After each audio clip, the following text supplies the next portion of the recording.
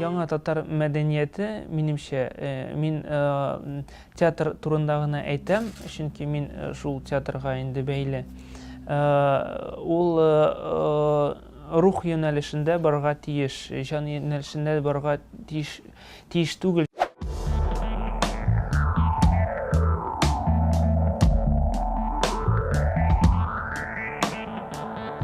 Без шул яңа татар мәдәниятен даими яктан карарга тиеш, чөнки даими булмаса ул бер феномен булып кына калырга мөмкин.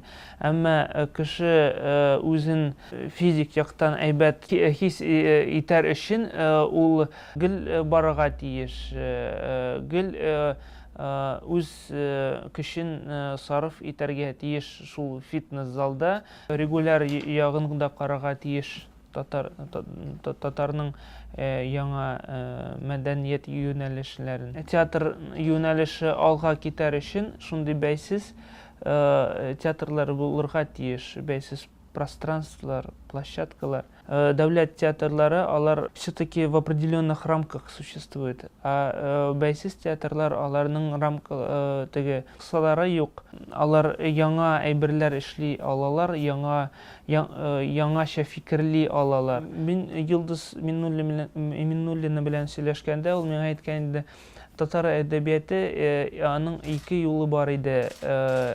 Тукай буенча барырга һәм Дәрдемәнд буенча барырга.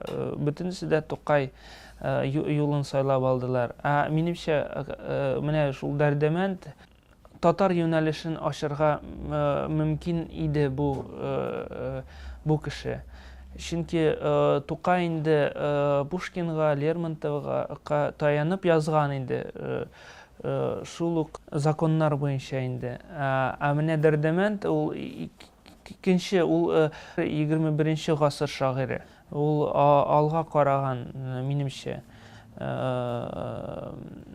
Шуңа күрә ул миңа якынрак. Он же поддерживал очень вот эти новые направления, и поэтому ул Тукайны да, газетләрне дә чыгарды и так далее. Күп кешеләрне үзе дә язды әзмәс. Аның әдәби байлыгы материал буенча әз, әмма аның әһәмияте бик зур. Татар Информ 1990 елдан бирле татар һәм рус телләрендә яңалыклар әзерлибез. Компьютер, планшет, смартфонда.